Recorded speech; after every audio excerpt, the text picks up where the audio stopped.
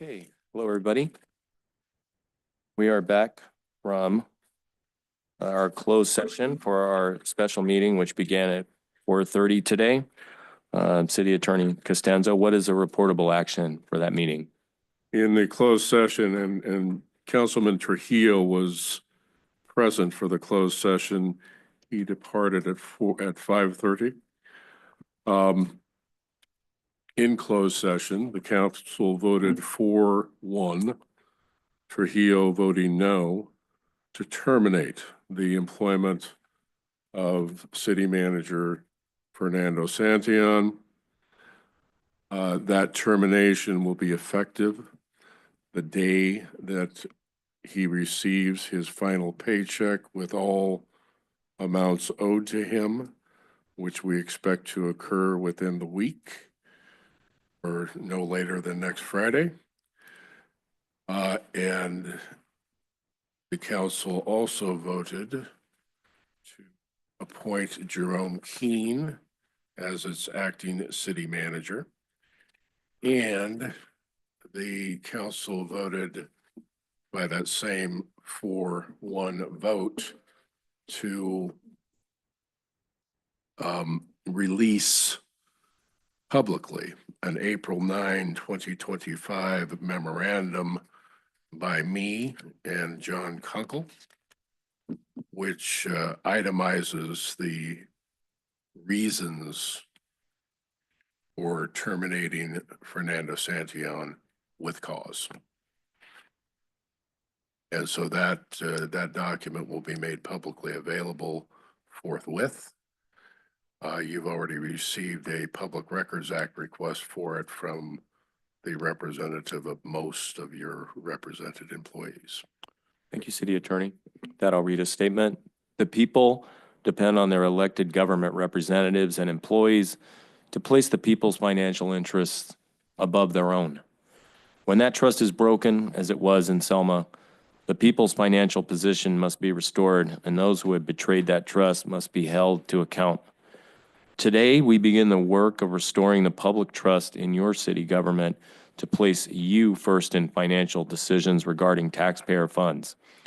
When a city administration goes too far and believes in its own superiority over the people it's supposed to serve and has as an accomplice a weak city council majority who refuses to stand up for the people, aggressive measures are called for to make things right.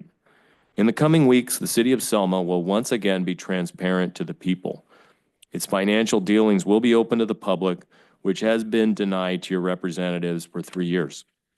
Public safety will not violate the people's trust by acting as a private security detail for city administrators simply because they sign their checks. Tragically, that accountability to the people was disrupted on December 12th, right here in the people's place of business, the City Council chambers. Nothing less than democracy of the people, by the people, and for the people is at stake here, right here in the City of Selma. Let's begin the work of realigning our city to the people again. With your help and support, we will have a city administration that respects your wishes for the city you live in. God bless you, and God bless the City of Selma.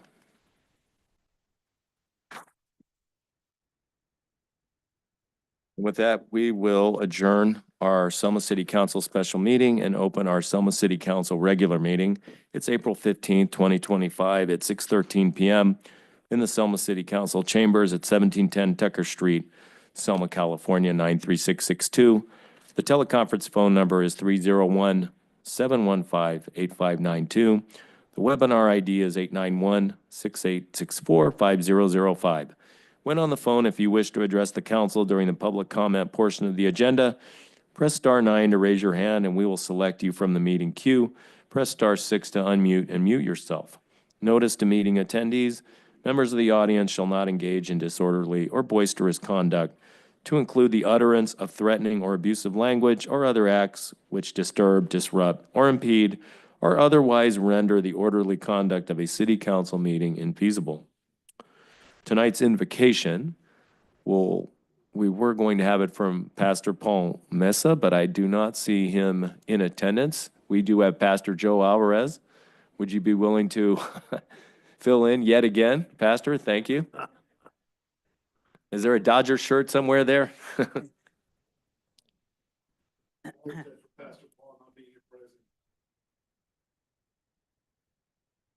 We'll pray for you guys and pray for the city of Selma.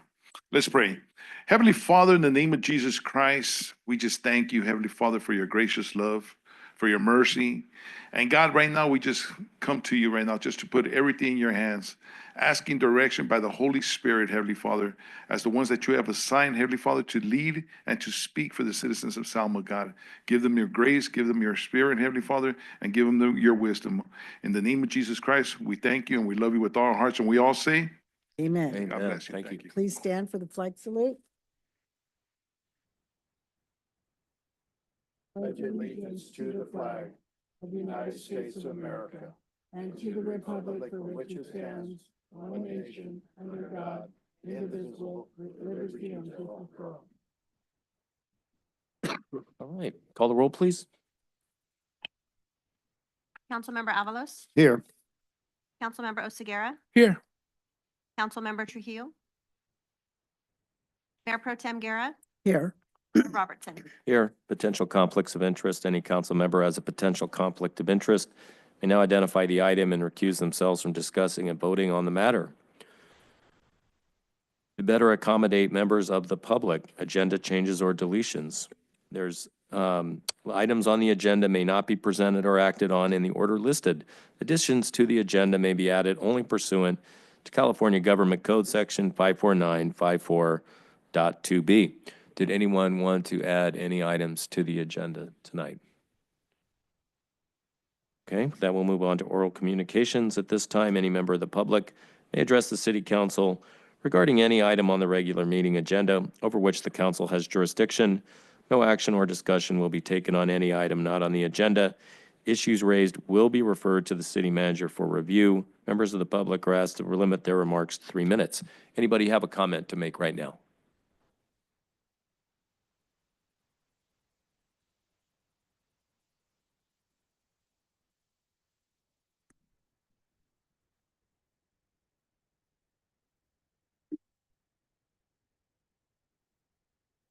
Stella Ramirez, Selma, California. Is this on anything outside of what's on the agenda?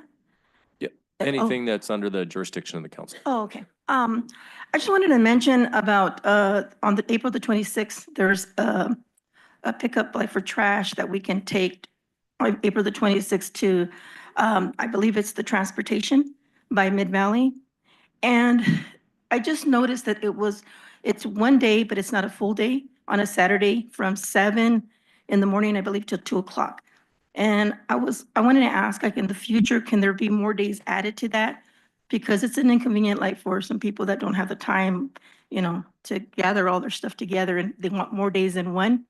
So I wanted to bring that up and see if that can be worked into, Great. into all this. We've actually been talking about that a lot this week. Mhm. So I understand that there's a want for a week-long pickup. It was discussed with Mid Valley previous to scheduling this event. And in the November event, we will be looking at doing a week-long pickup. But the timing to do it for this event, we weren't sure of a site until we got the okay from Selma Unified. That's just happened in the last few weeks, and so we didn't have time to schedule a week-long event. But staff is listening to the recommendations for a week-long event, and that will probably happen at the November event. Okay, thank you. And then also, I just wanted to mention that we did get a flyer on our doors over on by the Salazar Center in the Vadia section about trash pickups now in the alley. So I'm happy to, to say, I just want to say thank you, and we're all happy about that was able to be, to accommodate us. So thank you to everyone, our mayor and council and Mid Valley for working on that. And lastly, I just want to say also thank you to mayor and to the new council for taking the citizens into consideration about, any concerns that they have or anything, and that you're just all doing a great job and also to our lawyer, Neil. Thank you all. If I could, Mr. Mayor, one other thing I'd like to add about Mid-Valley. They do still have the free bulky item pickup, 2 items a year. Any citizen, any time of the year can call Mid-Valley and they will come and pick up refrigerator, an old washer, dryer, a stove, oven range. So that is also available to the public. I think what the issue was as well is there's always been a trash week, traditionally, and I think people are used to that. And I think as the transition to Mid-Valley has occurred, they've seen that, and I think that now it's a really good give and take between Mid-Valley and the city and the citizens on what's happened before, what needs to happen now, and I think Trash Week is going to return. The bulky item pickup is a real bonus. That's a great one. But it sounds like Mid-Valley and the city are going to put their heads together and going to have something in October for a week, either here in Selma or at the Kingsburg location. Right, correct. I just wanted to remind everybody too, one of the reasons why we did the one-day event, one, we were just entering into that contract with Mid-Valley. We'd never had an event like that, so it was our first run at it with them. And at the time, Selma Unified's bus barn was not available because they're under construction, as many people know, building the new bus barn. So there was material scattered all over that area. That has since started going up, erecting the building. So it's freed up the space for us to be able to do the event out there. So we will probably be doing the event at the bus barn. Cool. We'll keep you posted. Thanks, City Mike. Manager, you have a comment? Yeah, and then additionally, I think the highlight of the bulky item pickup, it's been underutilized. I think it's in the single digits in terms of the amount of requests that they've gotten. So that's a service that's available to every, person in Selma that pays for trash pickup, 2 bulky items a year.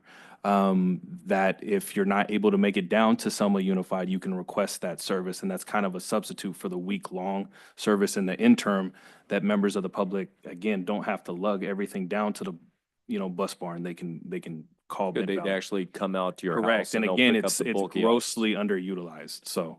So maybe we could do a little better job working with Mid-Valley to publicize that so people know about it. Okay, great, thank you. Okay.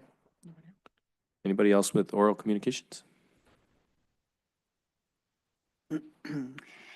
Excuse my shakiness and my shaky voice. I'm going to read something that I've prepared for the council and for the community.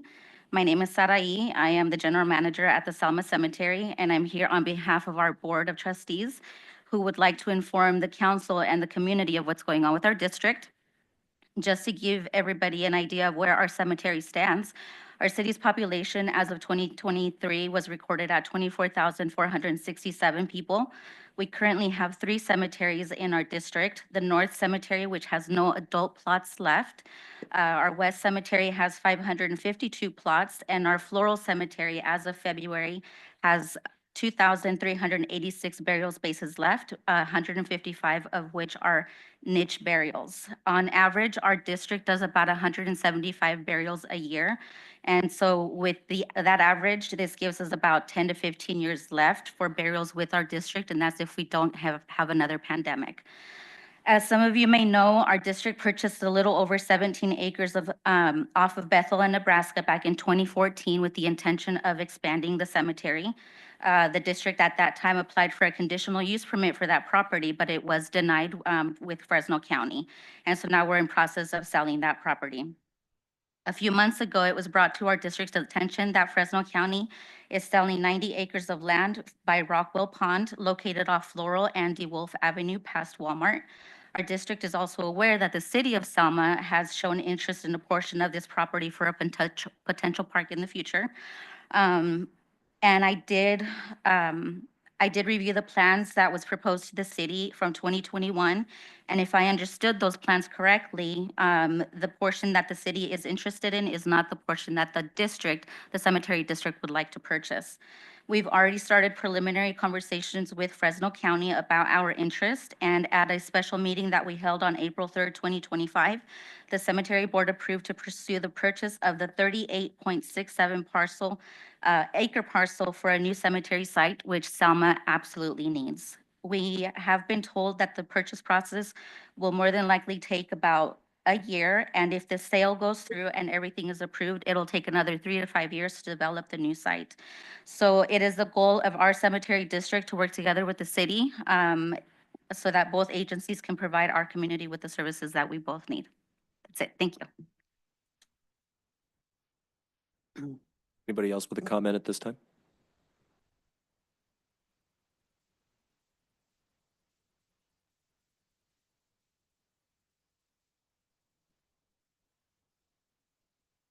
Alvarez, 1426 Grove Street. At this moment, I just plead with the mayor and our city council. It's been a couple of years, and I just want to see if I can get on the agenda today for emergency, and just if we can release our check that was given to us a couple of years ago. And I think that we've been more than patient waiting. But as maybe some of you guys follow us on Facebook, you guys seen that we started our activities with the youth. We took them to the movies this weekend, and we're paying a lot of interest on the money that we borrowed to do what the city asked us to do. And, you know, that would just free us to be able to be productive this summer with the kids in our neighborhood and the city of Selma. That's really needed, you know, especially with all the chaos that there is in the city of Selma, things going on. So I would just plead with you guys, if you guys would consider that. Thank you guys. God bless you guys. Can we Add it ask as the- an emergency item. Can we ask the city manager to, or the acting city manager to look into what the holdup is on writing that check for the church?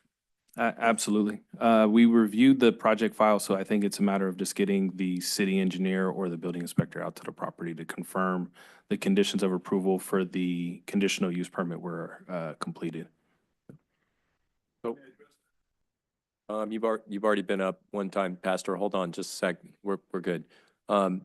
So can we expedite this request, and then we are going to have a meeting, Pastor, in 1 week from today. We're going to have our budget meeting. Can we add this as a agenda item to that meeting to review for release the check to the Legacy Youth Center?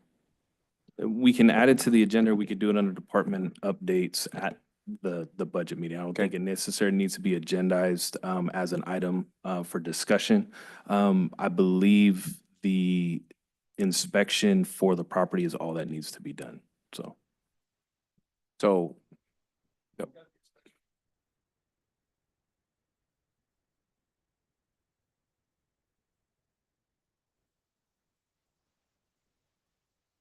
Yeah, I think we have an issue here on the conditions. Correct. On the release of that check. And I believe the original conditions under which the check was released was just to release it as payment for the parking lot work that they did.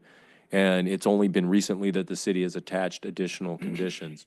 I'd have to confirm that, but we'll get on that immediately. Thank you. And then we should add it as an agenda in case we need to take a vote to expedite the issuance of that check. So let's add it as an agenda item for the budget meeting, please. Thank you. Anybody else with oral communications? Anybody online, on the phone? Mayor Robertson, at this time, I see no hands raised. Thank you. That will bring it back and move on to special presentations. Tonight's first special presentation is introduction of new staff. Do we have Chief? Mr. Mayor, members of the council, on behalf of Chief Alcaraz, I just want to introduce Sally Breyer. Is that correct, the last name? Okay. Who's been appointed to the Animal Service Director position at the Selma Animal Shelter.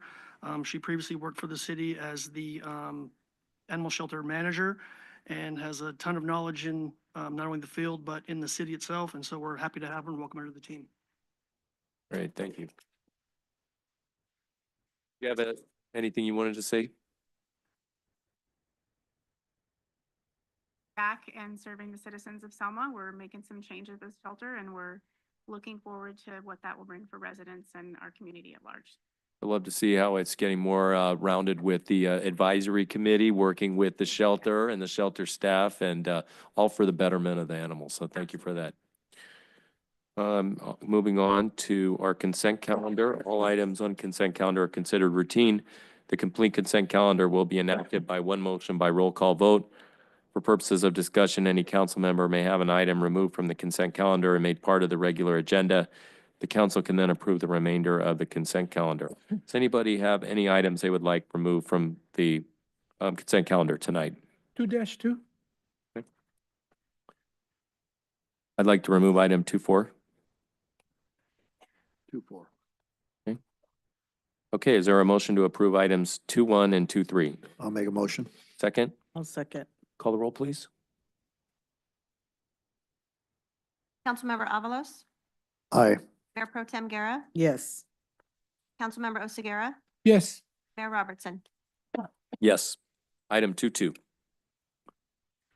Yeah, I know there's a proposed cancellation because we're all gonna be going, May 20th, we'll be gone to Las Vegas.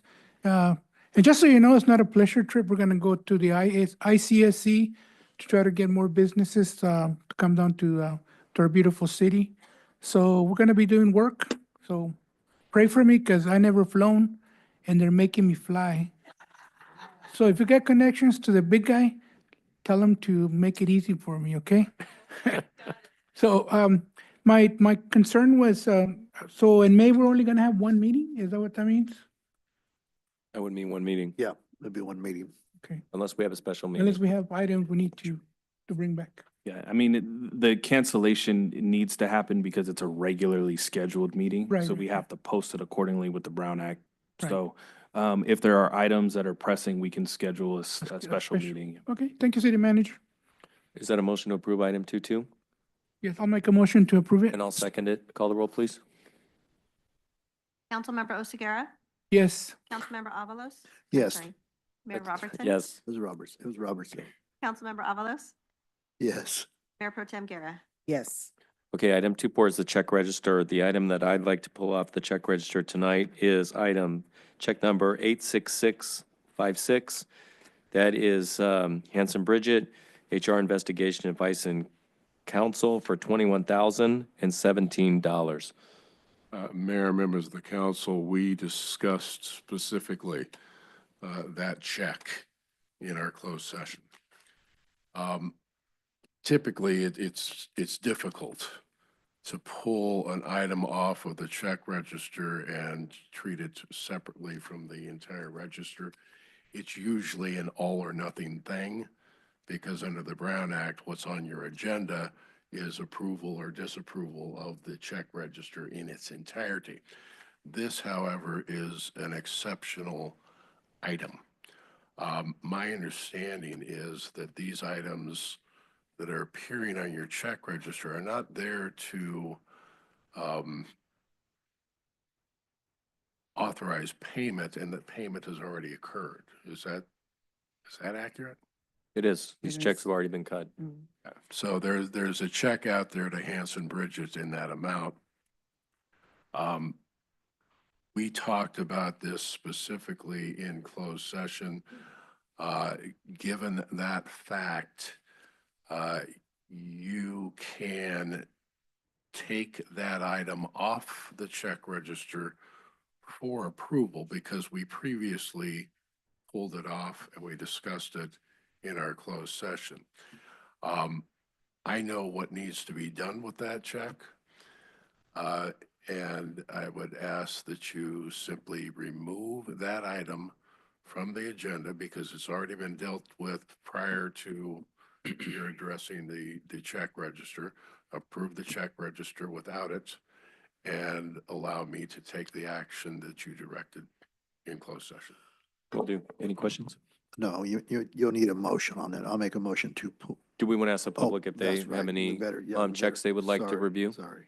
I Anybody apologize. online or on the phone with any checks from the check register they would like, or the Cal card they'd like further explanation of? Mayor Robertson, at this time, I see no hands raised. Thank you. That will bring the matter back to council. Did you have were you making a motion? Yeah, make a motion to remove that particular item. And approve the rest of the Approve check rest- register? Approve the rest of the check register. Is there a second? I'll second it. All right, call the roll, please. Councilmember Avalos, Yes. Mayor Pro Tem Guerra, Yes. Councilmember Oseguera, yes, Mayor Robertson. Yes. Okay, first item is public hearing. Oh. It's second reading. Oh, no, I was gonna pull Oh, you another have item what, up. yes, Well, never some mind. on the checklist. Oh, he had to check, but we already approved it. We already approved it. Never mind. That's Okay. fine. That's We'll move good. on to the public hearings, the Yeah. second reading and adoption of ordinance 2025-04, amending section 6216 of the Selma Municipal Code relating to the removal of graffiti. City Attorney. Mayor, members of the council, we redid your graffiti ordinance essentially to change the procedure that one has to adhere to when we identify that there is graffiti on private property. It used to be that we would give you a notice, and we deemed by the ordinance that you would consent, if you didn't tell us otherwise, to us going on your property and removing the graffiti for you. And then we would attempt to assess the cost of doing that against the property. That's not constitutional. And it hasn't been working because people are not allowing you on their property for that purpose. So we've changed this to allow for 10 days notice to anybody who has graffiti present on their property. They will get a notice that that is the case, that we will remove that graffiti for them if they simply sign a 2 or 3 sentence long release and consent to our entry on the property in order to remove the graffiti. They would be releasing us from any liability for things like not matching the paint or paint spraying somewhere else that they didn't want. We would, of course, attempt to correct those things if we did those things, but the document that they would sign would release you from any kind of liability. If they consent to your coming on the property to do that, they have 10 days within which to do that. And if they give us that consent, we will go in and remove the graffiti free of charge. We will not assess the cost of doing that against their property, and they won't suffer any further consequence from the city of Selma. If they choose not to consent, we would have no choice but to begin fining them for the failure to remove the graffiti after 10 days after getting notice. The fines would be daily fines, and when those fines reach $1,500, your city attorney is authorized to file in court, both for the collection of the fee of the fines and for permission either to enter the property and remove the graffiti, or to require the property owner to hire contractors to come in and remove the graffiti. Those are the only changes we made to your graffiti ordinance. The rest of it is all as it was before, but this is basically designed to encourage people to let us come on their property and get rid of the graffiti. You know, I have a question. I was looking for the 10-day and I couldn't find it on there. Did I miss it or? It's in the ordinance. I revised that. You'll recall we had, it used to say 72 hours. Okay. That's right. 74 hours. No, I couldn't And find it. Did you find it? I'm The looking 10-day? at it and I see 72 hours in there. It looks like I missed the spot. Yeah, we just need that. So I will correct that. That should be 10 days. Okay, so yeah, I would just, But the rest of them, it looks like everywhere else except in that, like the 5th sentence down on the item C. Yep. That 72 hours remains, Mm-hmm. but, well, maybe it remains everywhere. So maybe my revised ordinance didn't Kind of, make saved. it here, but okay. I did revise those provisions. And that, I think that was the only revision I made to the ordinance itself. But I will get the correct ordinance over to your clerk and we'll make sure the correct ordinance is what gets put in your code. Any other comments or questions? We've been over and over this several times now. This is the final Reading. This is second. view reading. of this item to add to the ordinance. It's a public hearing item, so we're going to open up the matter to the public, asking for people who are for and against this. Would anyone like to make any input at this time on the graffiti ordinance change? Anybody online or on the phone with a position on this matter? Mayor Robertson, at this time, I see no hands raised. Thank you. With that, we'll close the public hearing, refer the matter back to council, and ask for a motion on this item. Motion to accept with the change to 10 days. Is there a second? Second. Call the roll, please. Councilmember Oseguera, Yes. Councilmember Avalos, Yes. Mayor Pro Tem Guerra, Yes. Mayor Robertson. Yes. On to new business. The first action item is the second reading and adoption of ordinance 2025-03, amending municipal code section 1123D of the Selma Municipal Code, adding development regulations for housing development projects listed under priority housing sites to fulfill Housing Element Program 7 objectives. City Manager Keen. Thank you, Mayor. As council recalls, on April 1st, this item was brought for an initial reading, and there were questions regarding the noticing process that that was conducted by staff as it relates to A, the rezones, B, the housing element adoption, as well as this ordinance revision.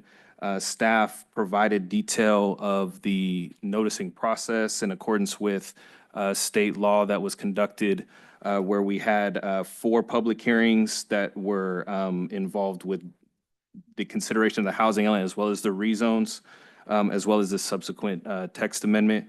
The information provided identified the provisions that allow for noticing in the paper when a legislative item affects more than 1,000 residents, which is in line with the Brown Act. And we provided proof of the notices that were sent out to property owners whose properties were proposed to be rezoned. We provided the certified mail certificates that we sent to ensure that they were delivered. The one that was returned, I actually talked to that property owner by phone because he's an applicant on another project. So staff believes that our due diligence was covered with regard to the rezones, as well as notification in accordance with the Brown Act with these items. As detailed in the staff report, consideration of this item needs to be completed by the end of this month for us to meet our compliance criteria with the state Department of Housing and Community Development. So we would urge council to consider this item. So this is a time-based item. Yes. Thank you. Any Okay. questions from council? Actually, I'm the one that pulled it. And I read in this, you had 6 prior meetings on the planning commission on this issue? Between the, I think it was combined between city council and the planning commission. There were 6 prior meetings.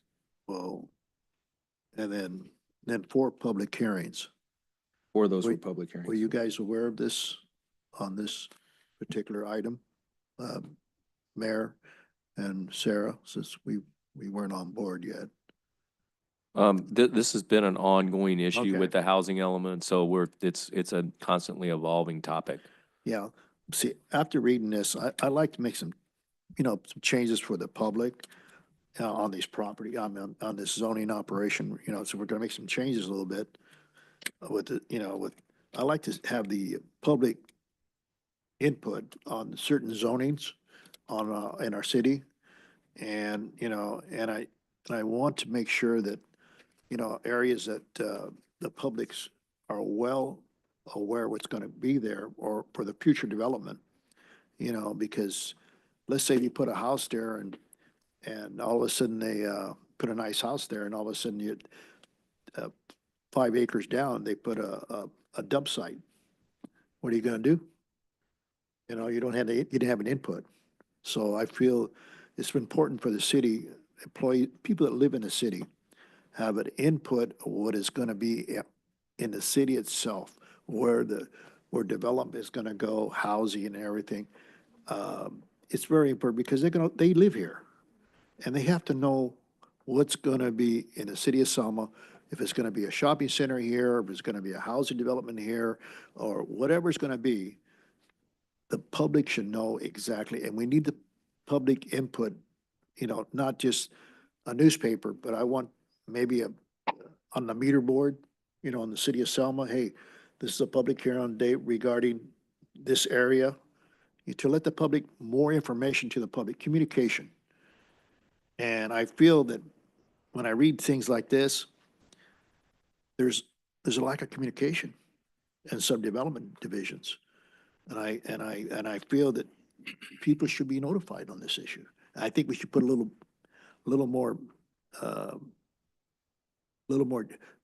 would I say, a little more teeth into this thing to help people see what's going to go in their neighborhood in the city of Selma. If it's willing to, it's all it takes a few wording. Public communication must be very important to the city of Selma, input the entire city of Selma, whatever's all development, not just the area itself. Acting City Manager, how often is the housing element required to be updated? Do this, Jerome. Every 8 years. So every 8 years, so it's not every year. So would it be unduly burdensome to expand the noticing practices, even though it would be going over and above what's legally required, which I believe is just letting the people know whose property is potentially rezoned to get their approval? Would it be exceptionally burdensome to the city to also either conduct a workshop or to find a way to let the neighbors, the adjacent exposures properties know that, hey, your neighbor's potentially going to have their lot rezoned for high-density residential? I think in terms of next time the housing element's updated, we could prepare either a cost estimate for noticing. Typically, when you do just a general rezone, as the council member was bringing up, if you purchase property and your neighbor decides to rezone your property, the city will send out a notice within 300 feet of that property in accordance with the Brown Act. And I think it's just public hearing noticing requirements, perhaps, and in accordance with CEQA as well, to the property owners within 300 feet, so they're aware of what that changes. In addition, there are other provisions for public noticing that you could do. You could post the property with a sign of what the proposal is so that people in the area are aware. And so the next time the housing element comes up for update, we can include extra monetary costs for noticing or something along those lines to ensure adjacent neighbors or concerned citizens within that neighborhood can receive a notice for a workshop, or when the rezones, if we have rezones, we may even have rezones in the next housing element because we addressed all of our regional housing needs allocation. So if in the event that it's needed, we can include that as part of our next housing element update cycle. Well, let me ask another question since I got you here, Jerome. Can we extend the dimensions of the how, further out, Further than 300 feet. further parents? Can we do that? I would recommend it become some sort of policy or some sort of ordinance requirement to ensure that it's done consistently so that we're not picking and choosing which ones are 300, which ones are 500. No, I'm okay with that. Or remember, the Brown Act and state law is the minimum requirement for I know, noticing, that's the right? minimum. And so if But we can make the council, quality changes. correct, if council prefers a different buffering distance from property, I believe that's within your right to choose that. But you would definitely need to adopt that as the policy of the council. It gets very costly when you are giving these notices to people just within 300 feet of property that's getting rezoned, whether it's in connection with your housing element or not. The housing element has become incredibly complex because of the onslaught of all these new laws that encourage affordable housing for the homeless crisis, right? And so, HCD, which is the entity that reviews these things and approves them, they go through them with a fine-tooth comb, and if you're not doing what they want you to do, and this one was actually prepared by the county as a multi-jurisdictional thing, So if you're not doing what they want you to do, they will send it back to you and they'll tell you, you need to do this, this, and this, and that typically means We did turning exactly more that. property or making more property available for affordable housing, and that typically translates into multifamily housing. So it's a very, very complicated process. And, you know, if you can find a better way to give the public information about this, like, you know, post it on the digital thing out there, something other than mailed notice, because it gets very, very expensive. Well, in 8 years, the technology will probably be better too. Communication Yeah, will probably because, be, you know, yeah, but- 10G by that time, 100G. And we'll be able to get that right out I to mean, people, if everybody you stop and affected. think about it, if you get in the mail, they think it's junk mail and they throw it away. Yeah. You know, they don't really, But basically, this is just to keep us in compliance so that when we want to move forward with the development, it's not going to hold us up because we're in compliance. So we need to get this moving. So Yeah. we need to. And that we need to is be compliant. usually Yeah, a yeah. I get it. condition to many different grants that you might Right. apply for, that you have your housing element approved by HCD. But to delay, it's something you don't want to. There's nothing wrong with this. It's Yeah. just, we're just talking about maybe expanding the notice radius so people, Yeah. even the neighbors Yeah. get noticed the next time. That's This is all I'm great. asking. We just want, Councilman Avalos brought a great point up that, you know, people, the neighbors should be informed as well. And I'm sure his many constituents came to him and said, I didn't know anything about yeah, this. And 'cause- we attended a town hall meeting and there were several people who said, I just didn't know this was happening. 'Cause I didn't know the lot next to me was being rezoned to high density Yeah, residential. And I think a lot of it is what people do with their mail. I mean, you know, if I get mail from, I don't live in a city, so I don't get this, but anytime I used to get mail from the city of Clovis when I lived there, it just goes into the circular file. I mean, I'm not interested in what they have to tell me, and that's likely what happens to most of your notices. Okay. Did we have any input from the public tonight on this regular business agenda item before we move on? Do we have anybody online or on the phone with a comment? Mayor Robertson, at this time, I see no hands raised. With that, we'll bring the matter back to council. Is there a motion to approve this item tonight? Is there a second? I'll second. Call the roll, please. Councilmember Oseguera, Yes. Mayor Pro Tem Guerra, Yes. Councilmember Avalos, Yes. Mayor Robertson. Okay, yes, item passes. Next item, 4.1, action item, second reading and adoption of ordinance 2025-03, amending municipal code. We just did that. So we're moving on to item 4.2, which is a discussion item. Suggestions for use of funding available through Fresno County Council of Governments under Safe Routes to School program. Mayor, members of the council, this is a item requested to be on your agenda by the mayor. He simply has an upcoming meeting with a subcommittee of COG to discuss funding options and availabilities for Safe Routes to School program. And he needed your input before he goes to his.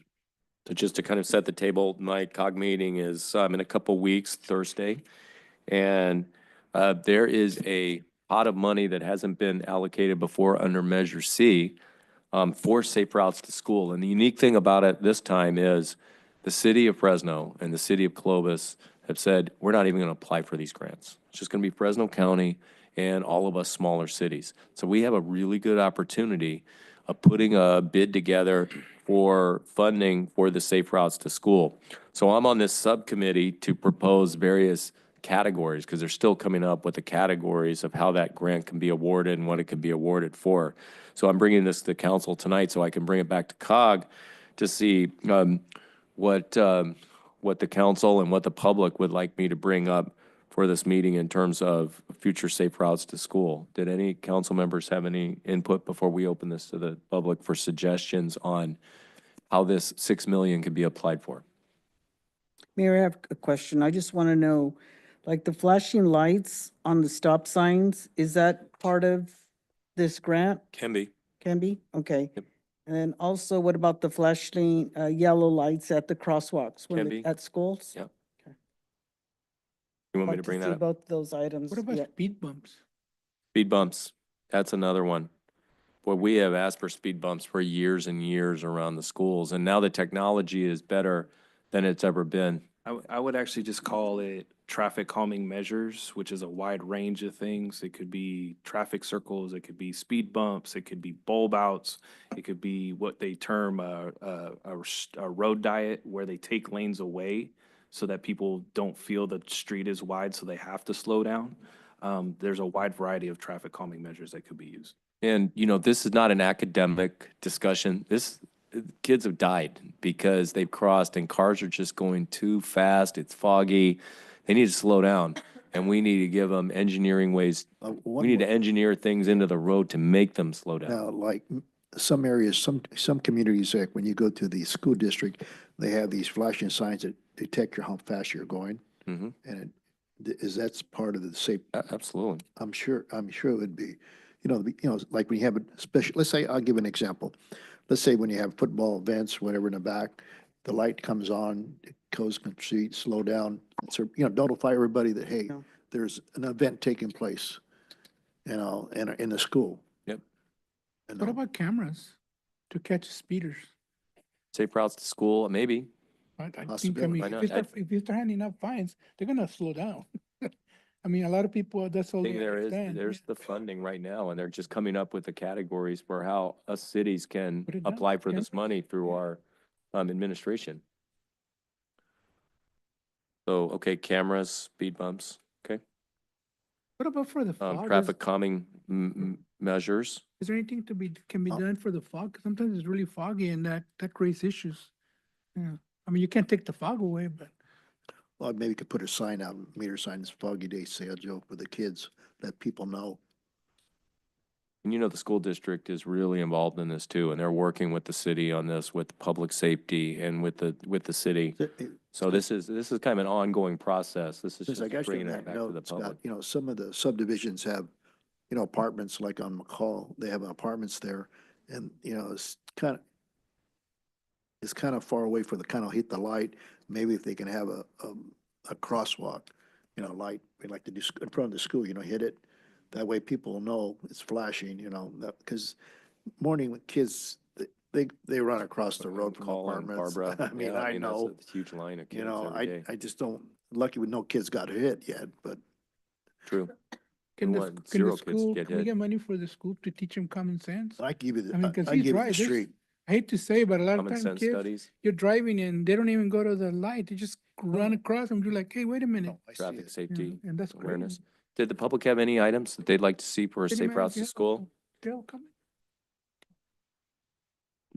Could this include bike lanes, painted bike lanes? Because we don't have any painted bike lanes on hardly any of the streets in town. And I think if we had that, it would also I'll bring it up. help Thank the you. safety. Good idea. Appreciate Okay. that. Teresa Salas, you mentioned cameras, but how about cameras actually on the buses to catch those people who blow those stop signs when they're out on the buses? Because that's really dangerous, because you don't know if the bus driver's gonna come out to try to cross somebody or not. They just go right by them. Got it. Thank you. That's true. Jason, is there any way you can ask for more money for more police officers to be more visible around the schools? I don't know if that's going to actually apply to safe routes to school, but it's definitely a universal Good. concern, and It we could. always need more. You could always bring it up. I mean, it doesn't cost anything. Why not? I'll bring it up. Thank you. Great call.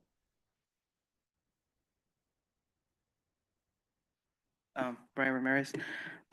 So the speed bumps, I heard there was like an issue with the fire trucks or whatever, but maybe we can go, instead of using speed bumps, make dips, because anything would help, because people have complained with, at Wilson, at the middle school, high school, front and back, Thompson and Wright Street. And then also on Aaron's and McCall, I know Garfield would have really appreciated maybe a stop sign, because people just, once those lights turn green on Rose, they just speed all the way to Floral. So, and especially during 3 o'clock when all the traffic starts coming in, it's crazy to cross right there. I know there's been multiple accidents as well. Believe one of the light posts also got taken down by an accident a while back. So that would benefit not only but the city, but also the school as well. Thank you. Thank you.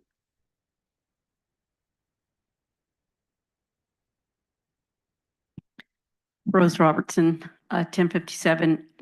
This is very good. I'll never forget years ago when we had Anita Montemayor here, begging and begging for speed bumps. Her granddaughter was hit, and it was just very heartening to see not just her but many others requesting something which at that time was speed bumps for her. And nothing's been done, and it's been years. So this is great that this is coming about. And another thing, I think that would be so much help, and with the schools getting more involved with the city, which is going to be a great unity and coming together. But they really need to do something about picking up their kids after school. It's just a disaster out there. So many cars out there at every single school. And nobody ever talks about that. And that's just a part of, there has to be some idea or some way to resolve something like that. If that could be something worked in as well, to have solutions to make it easier for people to pick up their kids and grandkids and make it safer. Thank you.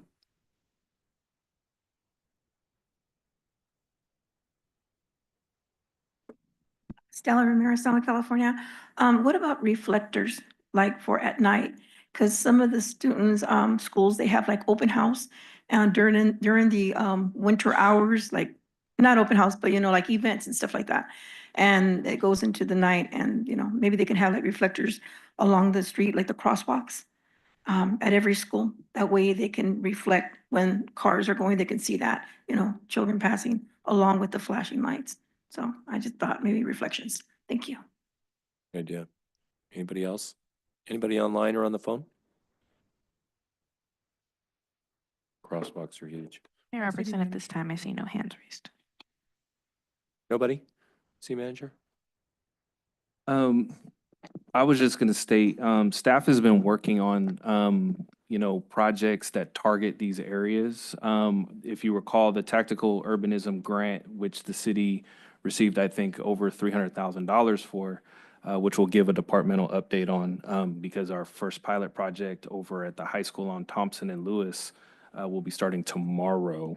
And that's a prelude to temporary improvements being studied. You study the traffic patterns before, what the speeds are, near misses, and all these other traffic incidents. You put in temporary improvements, and then you track the results.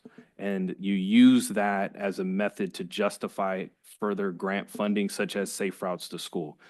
Staff is aware of the various intersections that are problematic and have used this grant to, I think we have 4 pilot projects that are near schools. I think we looked at the intersection of Nebraska, Orange and Rose, Nebraska, and what is it, Wright? And as I stated, the first project, which is tomorrow and Thursday, will be at Thompson and Lewis, where you have a crosswalk there. We have drone footage and video of students walking near misses with cars, people making illegal U-turns, people pulling off in front of a red painted curb. And so the temporary improvements that you'll see are exactly what we're talking about in terms of traffic calming measures to slow people, to inform them that there is a crosswalk there. There will be students, there will be not necessarily just students, but pedestrians entering the roadway. And it actually shortens the walking distance for a lot of the pedestrians out in that So area. just seeing that on the city website, so will that actually be a rehearsal? Will it be you're actually going to close the Correct. intersections down and show what's going on there? Correct. It's and we can get more into it during departmental reports, but it's basically, as the mayor said, a dress rehearsal for what we feel should be the ultimate improvement there. And this grant actually will have some students out there, I believe, to help paint the crosswalks and get some student interaction. And we've had buy-in from the school district on this as well. So apart from that, we've also had other projects in and around the schools to repaint crosswalks near the high school along Wright Street and to promote better practices and visibility for pedestrians. So we have a lot of projects I think meet this we're basically implementing this criteria already. One suggestion might be for walking trails. Like I think they refer to them as Class 1 walking trails that are apart and separated from from a sidewalk. It's a dedicated walking trail. The city has an active transportation plan that envisions undergrounding the canal along Orange, which would be, if it was a Class 1 trail, would also be a safe route to the school that is over there on Orange as well. So it's highly visible. We were actually awarded a $1.3 million grant to also improve some of the crosswalks along that stretch as well to shorten the distance for pedestrians. So as I stated, staff is aware that concerns in and around the schools for pedestrians. And so a lot of our criteria, we work, so we have a list of projects that probably. And this is going to be a scoring committee, so this is going to be awesome for the city to come to them with it already done, and you can show them continuation of that and get funding on that basis too. It's great ideas. Okay, this is an informational item, so thanks for all the great input. I'll report back on what else I hear at night at COG and the status of this item and when it's going to bid. I think it's going to be in a couple of months, so there's a short trigger on this one to get that funding. Excellent, excellent. Next one is future agenda items. Oh, we do have someone who would like to talk.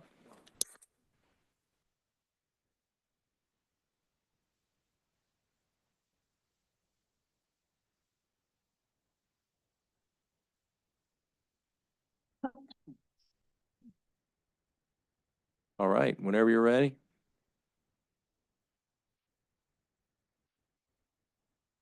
Aiden Rodriguez.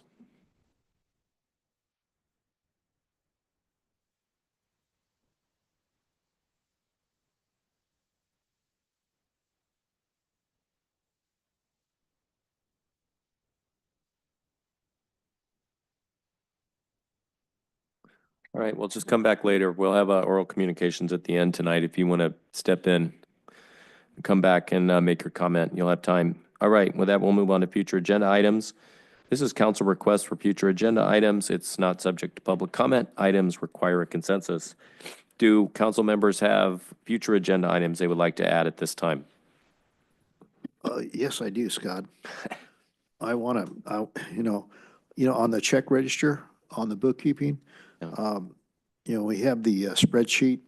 I like to keep the items like fire department, hey, they bought all this stuff.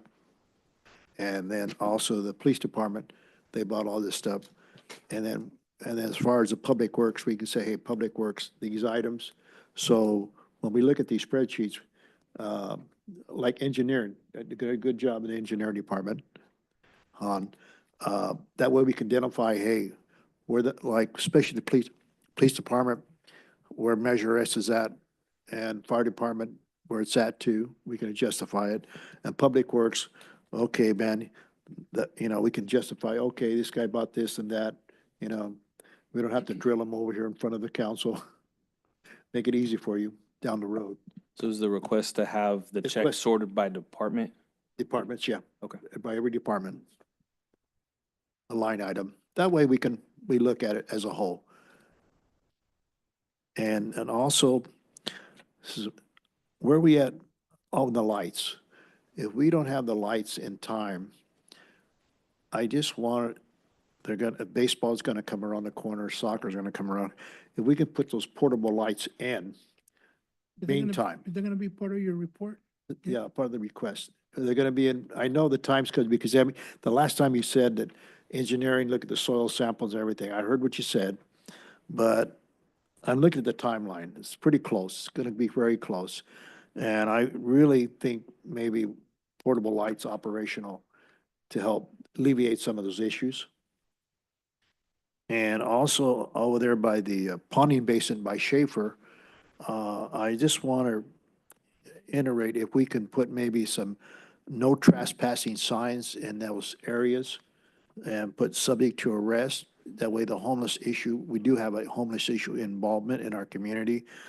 I'm just trying to get them to the right area, guys, and a safe area. And without costing the hazmat group, a ton of money in our city of Selma. That's all I gotta say right now. You, council member. Anybody else with items to add at this I have an time? item, I'd like to add the recognition for Second Chance. We've been putting it off, but we agreed with the previous city manager that would be on the next agenda. If we could please prepare it and have it ready for that day. I was gonna bring up the issue with Pastor Alvarez, but we already decided we're gonna talk about it at the budget workshop. So April 22nd, 10 o'clock, everybody's invited. Right. We're going to have it as an agenda item for that meeting, a week from today. And the reason we didn't have it at night is these things go pretty long. They're budget items, so they could be, this is like 10 to 2. So that's why we had it in the morning. And you can tune in. If you can't make it, if you got to work, it'd be recorded so you can take a look at it. The item I had was, I don't know if it's an actual future agenda item, but just an item of concern. The American Legion, I just want to just reiterate that we as a city should assist the American Legion with their Memorial Day program, especially this year. They're going to have their KIA memorials, hopefully by that time installed. It should make it even more poignant as a program this year. I believe at this point it's planned not to be in the cemetery as it usually is for Memorial Day, but it's going to be at Veterans Park this year. And it's going to be really powerful with that Killed in Action memorial of our local heroes who paid the ultimate price to protect us. So I think that's important. And then also, I received an email regarding, I received actually lots of great feedback about the Sikh parade yesterday. It was so positive. It was a great day.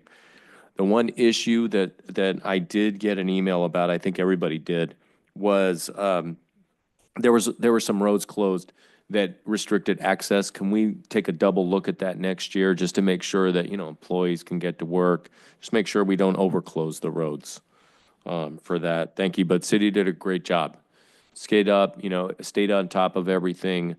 Public safety was there. It just, everybody worked together. It was just a really proud day for Selma. Anybody else with items to add? Okay, with that, we'll move on to departmental reports. Acting City Manager King. Thank you, Mayor. As I stated, staff is working with the Selma Unified School District, Public Works staff, as well as some students from Selma High School to implement our first pilot project for the Tactical Urbanism Grant at the intersection of Thompson and Lewis. As I stated, that will be have some painting done to kind of bring attention to that crosswalk out in that area with student participation, I think is a paramount of that grant. So we got buy-in from the school district as that being our first project. As I stated, we have other pilot projects that will be upcoming as well, but it's going on starting about 7 a.m. tomorrow with Public Works, 5 a.m. tomorrow with Public Works out there with the street sweeper prepping the area for the improvements to be installed. So just motorists, if you're out there, there will be some detour signs and things like that out there, but we just want to make sure everybody understands that that will be one of the items that we're looking at, making some improvements to slow down traffic in that area around the Will school. that be you're going to bring it back for a report? Absolutely. It'll be part of the tactical urbanism report, but we'll bring back some photos and things like that of this first pilot project for sure. Good, thank you. All right. City Attorney? No report, Mr. Mayor. Thank you. Administrative Services Director Venegas? No report. Okay. Acting City Clerk Venegas? No report. Thank you. Hey, everyone wants Finance to go home, Director right? Moreno? Mayor Robertson, nothing to report. I have a question for Finance Director Moreno.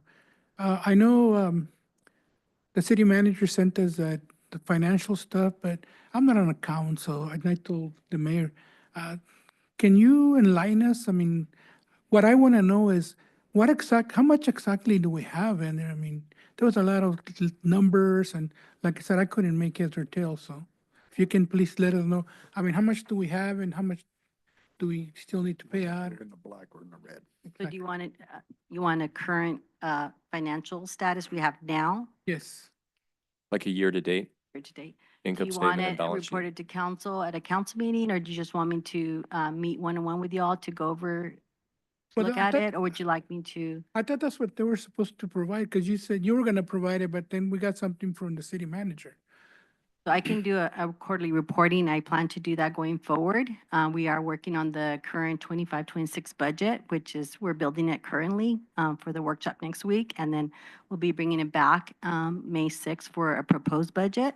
But that's for the next one. But currently, once I get that done, I can bring y'all. Can you email it to us? Because we, like I said, we owe Pastor Alvarez 42,000. We'd like to see if we can pay him before the next budget. Okay. It's been like 3 years already sent. Okay, I can do some kind of All right, spreadsheet thank for you. you so you can read it and so And then send it to all the council members, you know, like on Quick's books. I mean, I can just print out an income statement and a balance sheet, you know, year to date. I don't know if the city can do something that quick, but it could be that rough. We just want to know where we are roughly. excuse me, adopted budget, where we are actuals and where we're in percentage wise. Yeah, just so we can see where we are. Thank you. Thank you. Okay. Fire Chief Webster. Right. Police Chief Cannon. Mayor, I have nothing to report tonight. Quick question for you, please, Chief. The fentanyl, I've been seeing a lot of that on TV, and I know we've been talking about having a program at either Abraham Lincoln or Selma High. What, when's that coming? When's that gonna happen? I should believe I saw on the chief's calendar that DA Smithcamp is doing a presentation at Heartland next week. I could be wrong on the date, but I can get that to you, but I saw it on the calendar.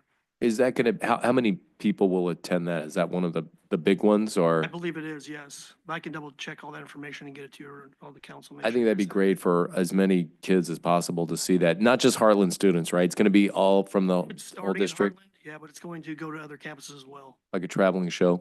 pretty much, yes. Great, okay, thank you. Please, yeah, keep us informed, we want to know. All right, Public Works Director Hahn. Okay, so the ADA access button will be installed tomorrow at the senior center. That's been scheduled for a couple weeks. We were just waiting to get that material to do the installation. As far as the pilot program goes, yes, Public Works will be working with A&M Engineering. We're starting tomorrow morning at 5 o'clock to start setting traffic control because the sweeper and A&M Engineering will be on site about 6 o'clock to start getting everything laid out and prepped for painting. Tomorrow will be just A&M and city staff working on the original paint. We'll call it the back splash, so to speak. And then on Thursday, we'll be back out there with school staff. I believe the principal from Selma High School will be there. And I believe in the meeting yesterday, they said that he has 27 kids that are going to be participating. They're going to be painting over the white backsplash paint that we put down. They'll be painting bear heads. And so I guess they have templates and all the kids are going to come out, paint bear heads. And then we will be placing this glue down channelizers, reflective channelizers, and that just tailgate onto what City Manager Keene said earlier. This is a pilot program working through the grant with A&M to do studies to understand better what type of apparatuses we can put in place to actually slow traffic, to make traffic more alert and aware to crosswalks, pedestrian traffic, that sort of thing. So there are 4 other locations. I know the one is on Rose and Orange. Don't quote me on the other 2. I'd have to get the map and get back to you on that. But there are 4. This is the first one of 4. And I believe we'll be rolling right into design on the next one as soon as we get this one active. Can't tell you what the timeline is. I think it was about 3 months that they would do the study, but I could be wrong on that as well. I know it's a long impact study that they're going to look at. As far as the lights at Schaefer, I want to be very clear that putting the permanent lights in, that is going to be a process. Like I said earlier, in an earlier council meeting, I'm already working with Musco, who has been doing a lot of work with Selma Unified as well. They tend to have a really good program. They have free design for the city as part of their services that they assist you with. So that is going to be, that's not going to be something before, I'm going to stick my neck out there and say before the end of summer. That's not going to happen. I'm being very realistic with you. We have to get Musco in there, get design done. We need to figure out where funding's coming from. We need to bring that to you at council and discuss it with you so that we can get that process moving. And then we're going to have to go out to public bid. So this is going to take, it's going to take some time. But to the council members' quote or question or ask about temporary light towers. Light towers right now are about $1,700 a week per light tower. Okay, so if you want to light up 3 softball fields, you're going to have, I'm going to guess at least probably 5 per softball field. So you're talking about 15 light towers. So quick math, you're talking about 27,000, 28,000 a week that you're going to be paying for those. The one thing that is on our side is that we are moving into later daylight savings times. I've noticed that it's about 7:30 before it starts getting dark. So I know that softball tournaments, things of that nature, typically around 9, 10 o'clock, those are done. It's just something to think about. You know, we can move forward in many different ways. I think that if we want to put temporary light towers, that's a discussion that we need to continue. Like how are we going to fund that? And do we actually need all 3 fields lit up every night? Those are discussions I think we should have a little more in-depth discussion about. There's a lot of options there. We have a lot of different options. So I'm willing to discuss that. I'm open to any ideas you have, but I just want to be clear about the permanent solution. That is going to be months down the road. So during the budget, that should be an item that we should look at and talk about the lighting. And, you know, can we shift maybe some of those softball games to different fields during the summer that have the lights? Would that be a possibility as well? Or the schools who, you know, said we could use their fields too? I think there are other possibilities. Yeah, just I look mean, at the there's a lot of alternative. different options out there. I What think we we can all look just at. need to come together and collaborate and just come up with a good plan. That's what we need to do, definitely. And that's, I think, why we're having the budget meeting as well on the 22nd. Another thing, it was called to my attention that where the light poles are going to go in to hold the cafe lights, stumps are there. So Correct. how are the stumps going to be removed before those poles go in to hold the cafe lights, which are bidding in September? Are we factoring that in? So that is part of the project. It's going to be on the contractor that's awarded that project to remove those. And the city will not dictate means and methods to the contractor. So it's up to the contractor to figure out how to get them out of there. But there's no way they can just put the poles in 4-inch square next to the stumps, right? No, they're going to have to remove Take the them out. stumps. That's going to absolutely be part of the scope of that project. Okay. Yeah, And my last thing I want to say, and I apologize for this, I will not be here for the budget workshop on Tuesday. I have a pre-planned trip with my youngest daughter to go out of state. We've had this plan since the beginning of the year before we had a date for the workshop. If there's the ability to call in, I am absolutely willing to do that the day of so that I can answer any questions you might just have. budget planning, so it's just pre-budget, so we'll have another budget meeting, but just please be thinking about, and get to the city manager and finance director so we can see some ideas about the lighting, because that's on everybody's mind. Understood. Thank you. Okay, moving on to council reports. Councilmember Avalos? Yes, I had a SKF meeting this week. Projects moving, I asked about the Amberwood projects, how it's moving. It's moving according to plan, guys. And updates, we'll be approving some of those projects down the road. And also, I attended the Sikh Parade Sunday. Great event, guys, great event. A lot of people showed up. It's a great legacy for our community because it brings a lot of revenue, over 8,000 people show up. It's unbelievable. And what's good about it, it's a free event. It's really, you come, you can eat all you want, you could drink all you want, and it's good getting together with people and family out there, and it's a great event. The sheriff department had a booth there and everything. It was, other vendors were there, that are helping our community, but it's phenomenal, guys. It's getting bigger and bigger, and we know the traffic study, like, there's some issues out there, but we can work through those issues. I know we can. And another thing, I talked to Randy Israeli the other day at the baseball game because the varsity boys, they won 2 games back to back. One was 17-2, the other one was 15-0.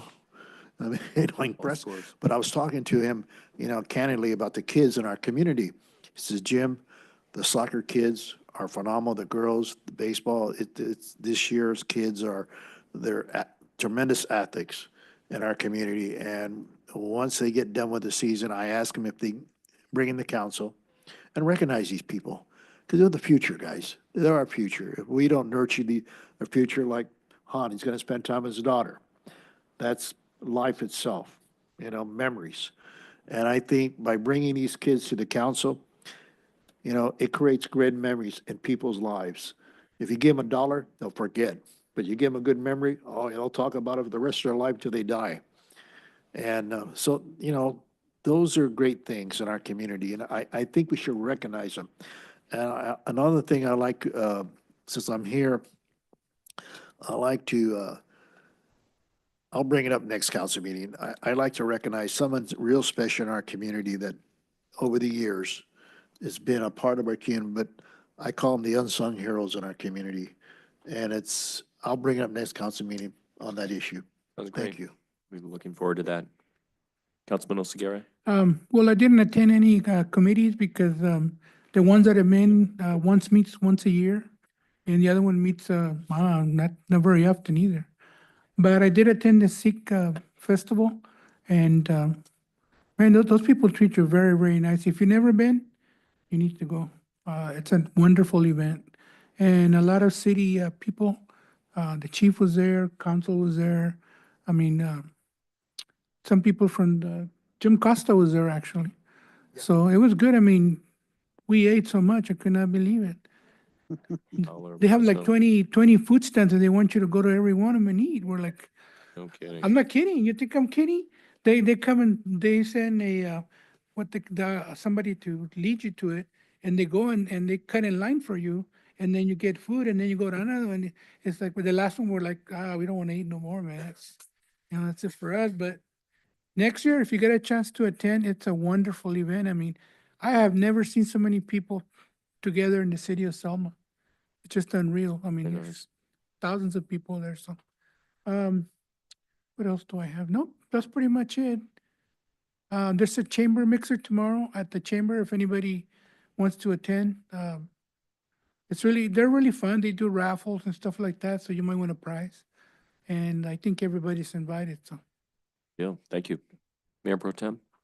Okay, I attended the CVTC, which is the Central Valley Training Center, cohort 16 graduation, and this was a milestone. They've had 250 candidates that have completed that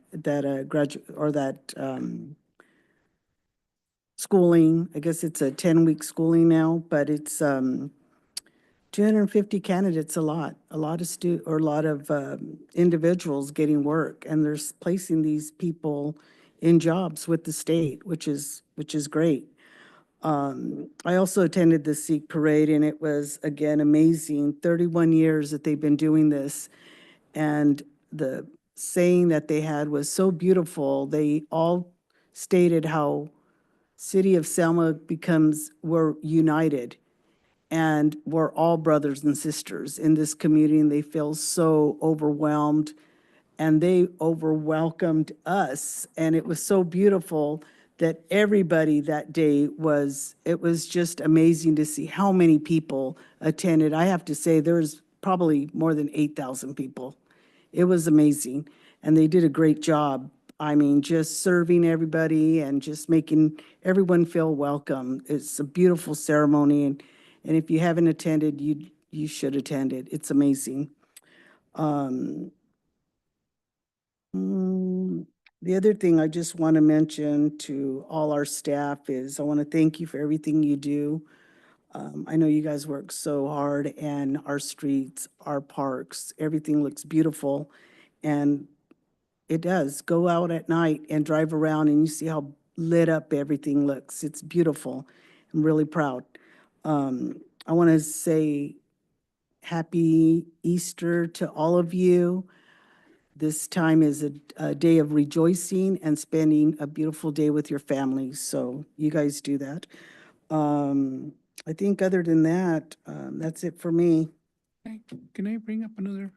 I did attend something. Can I go ahead? Yeah, bring it up.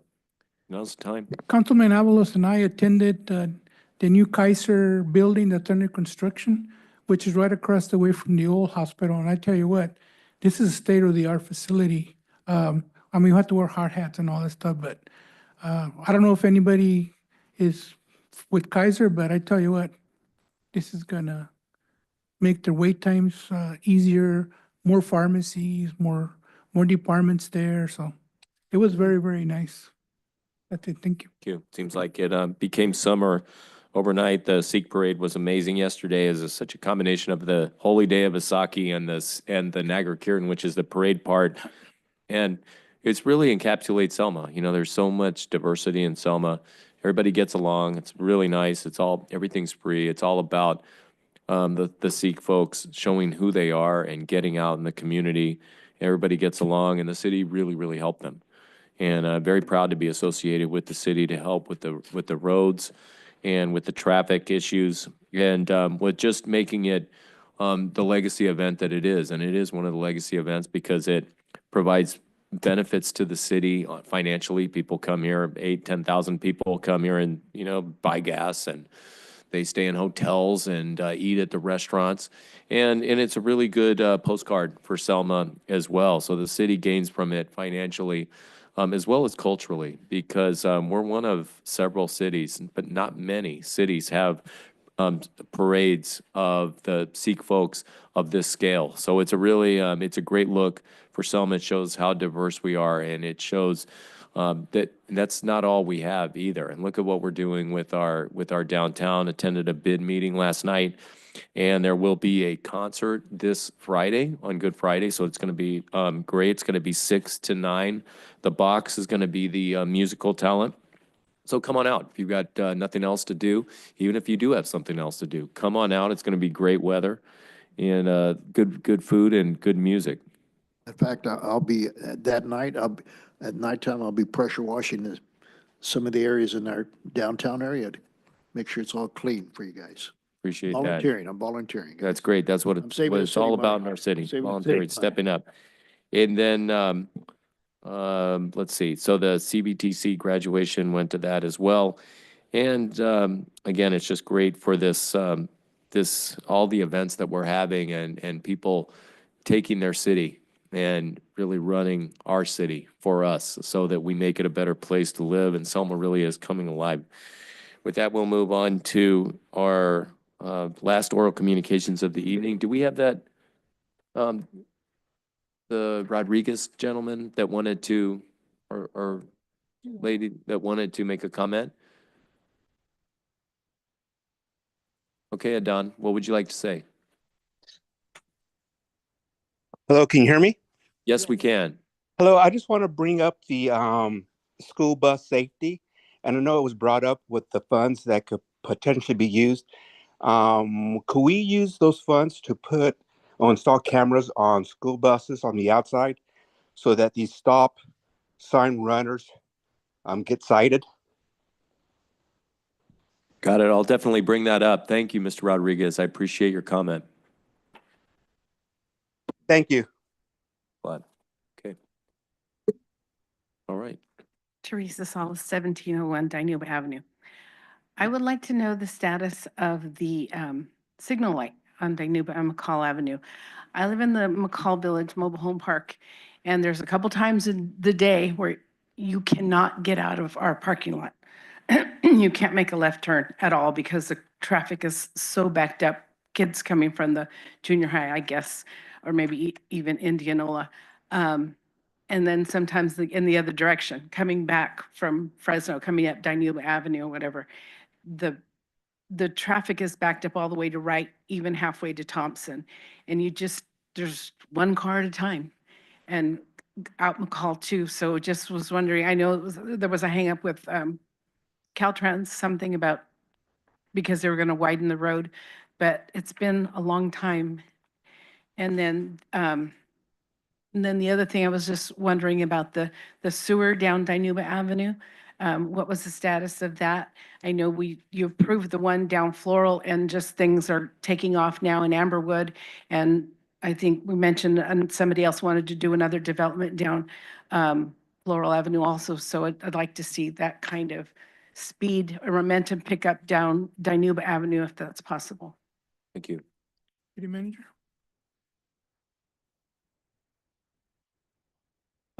Regarding McCall and Dinuba, we can provide a more in-depth report on the status of that. As far as I know, funding for that grant program, every step you take requires approval from Caltrans. And we're in the stage of acquiring right-of-way right now. And so we're having to get appraisals and to negotiate with property owners and things like that. So we had to get approval, and I believe Caltrans only has a meeting once a quarter to authorize those types of steps as part of that grant program. So we'll get you a more in-depth update on the timeline for that grant. Regarding the sewer line down Dinuba, I think we've brought this up. As part of the SKF sewer master plan, the modeling of the sewer line along Dinuba was remodeled and actually reduced in size, which would reduce the city's cost burden. Those plans, I believe, are over at SKF for review and they're pending approval. And so once we get the approval for those plans, they can go out to bid.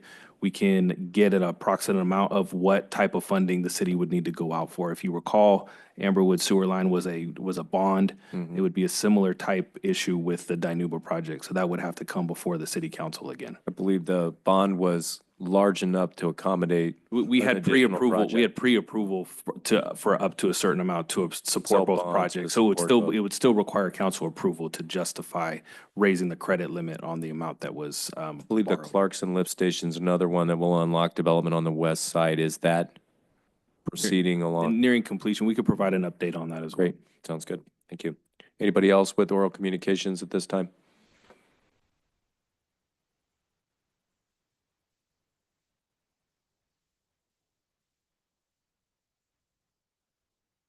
Yes, Brian Ramirez. I just want to bring up right now a quick post that was posted on Facebook from Andy Gonzalez saying that there is a cart full of items, assuming from a homeless, and there's also a syringe. He called the police department early in the morning, and nobody has gone out there. So hopefully that can get addressed as soon as possible before somebody gets to it. Maybe a kid.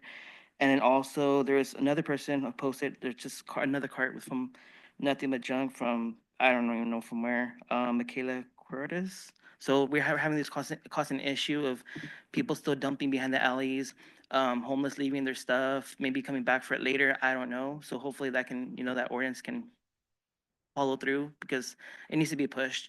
There's a lot of complaints, a lot of homeless crossing the streets. They just come out of nowhere and they can get hit, they can get hurt. So just to avoid any liabilities. So hopefully PD can enforce that. Thank you. Hopefully PD commander's listening there to everything saying.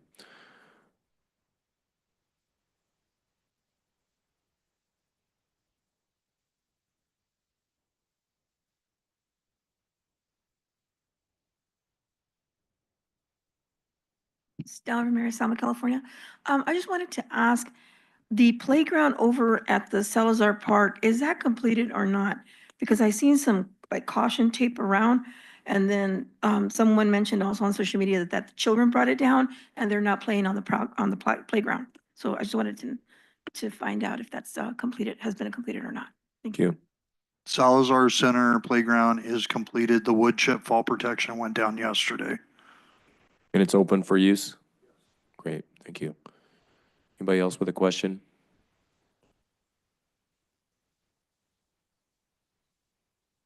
right, with that, we'll bring the matter back. Wish everybody a good evening and a happy Easter, and we're done at 7:38 p.m. Take care, everybody.